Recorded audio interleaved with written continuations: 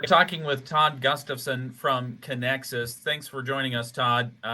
Big announcement. Tell us a little bit about what this is, what it means. Yeah, thanks, Ken. Well, this is a big day for us.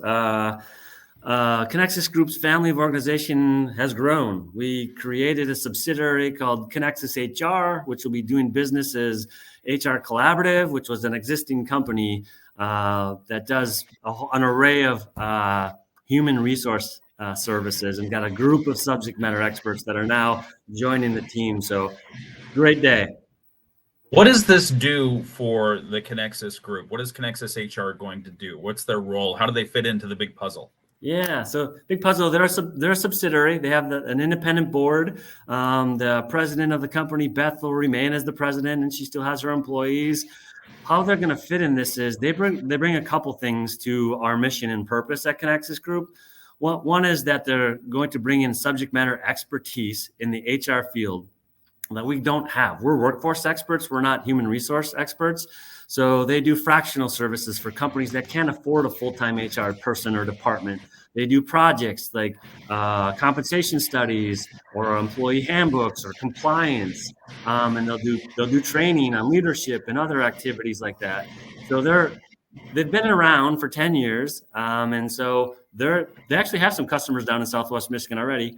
And so we're just adding them into the fold. The other thing they bring, which is maybe as exciting, right, is it helps us diversify our funding. So through the profit that they make, it'll be reinvested through a dividend to the Kinexus Group, in which we will then distribute to advance the purpose and mission of all our subsidiaries and our work. So it adds another revenue source for us. So any company that hires them, the money is going to go to ultimately to a good cause of helping people, businesses, and communities. So, and we're super excited about it. And you bring up the profit nonprofit piece. Is this the first for-profit that Kinexus has an affiliation with?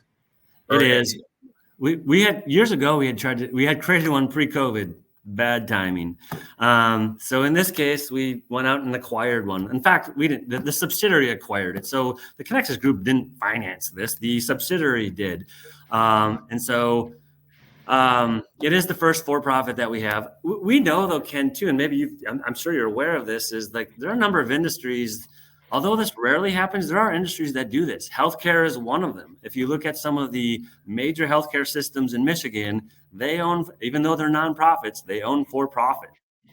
And then you also have some local examples as well, like United Federal Credit Union. They bought Edgewater Bank, which was a for-profit. Then you've got the big example as well, which is Blue Cross Blue Shield, which owns Accident Fund. Blue Cross Blue Shield is a nonprofit healthcare provider, as we know, and Accident Fund is actually a for-profit insurance. So we've also seen this happen in other nonprofit sectors with AI is another example. Many people, your listeners have probably seen that happen with Microsoft and some of the AI stuff. So again, rarely happens. We're not at the bleeding edge, but we're near that in doing this. So it's something unique. One of the things that I was wondering is you've got a lot of people there, good people who are doing the work of the nonprofit right now.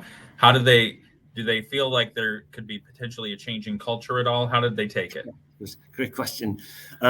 This has been in the process for probably a year now, and a significant amount of time and attention has gone into the due diligence, which includes the culture. And is it a culture fit? Because we've seen, even locally, right, with some very big manufacturers locally that acquired other companies, which had a challenging time integrating the culture.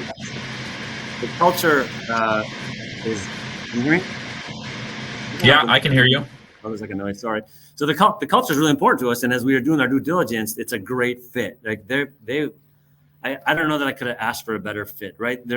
And when Beth actually rolled out to her employees that they were being acquired by a nonprofit, they had relief because they weren't being acquired from a PE firm.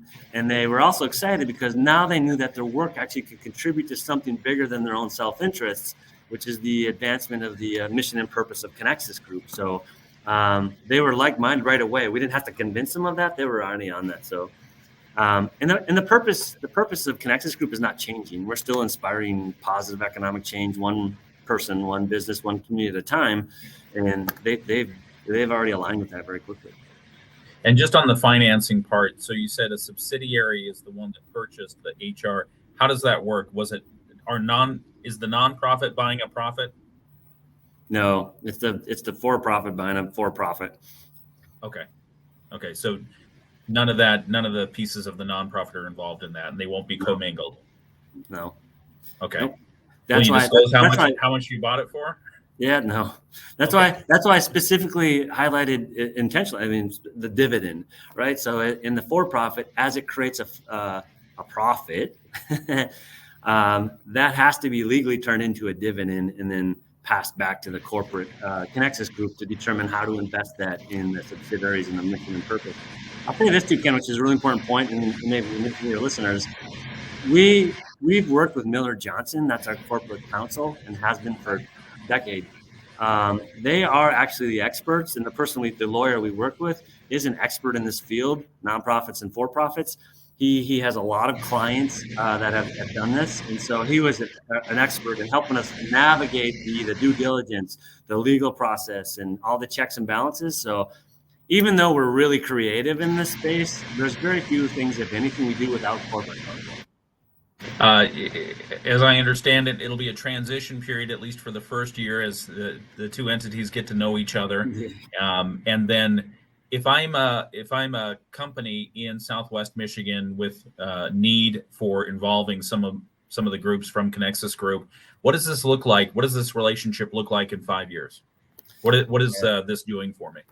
Yeah, that's a great question. I think you don't have to wait 5 years. You can probably, those companies that are looking for some HR help now, temporary, full-time, part-time, even project-based, they can just go to hrcollaborative.com right now, and they'll be able to get connected, and someone will help them and be able to provide their services right away. So they don't have to wait for that. It'll be immediate effect. Okay. Congratulations on this announcement. That sounds really big. What else should I be asking you? Yeah, those are good questions. I think you nailed it. Anything else? No, that's all I can think of.